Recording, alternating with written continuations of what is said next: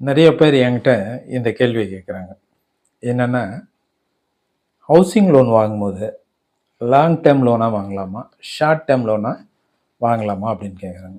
அதாவது டென்யூர் வந்து அதிகமாக இருக்கிறது, 20-25 வருஷம் இருக்கிற மாதிரி வாங்கலாமா, அல்லது 10-15 வருஷம் இருக்கிற மாதிரி வாங்கிக்கலாமா, ஷார்ட் டேர்மும் வாங்கிக்கலாமா, லாங் டேர்மும் வாங்கிக்கலாமா அப்படின்ட்டு கேட்குறாங்க.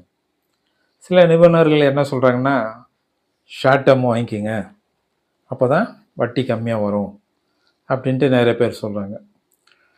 நம்ம மக்களும் சரி அது கரெக்ட் தானே, ஏன் வீணாக வட்டி கட்டணும் அப்படின்ட்டு நினைக்கிறாங்க. அது நியாயமானது கூட தான், வட்டி வீணாக கட்டணும். பட்டு என்ன கேட்டால் நான் என்ன சொல்லுவேன்னா, அது வந்து ஒவ்வொருத்தங்க இண்டிவிஜுவலை பொறுத்தது.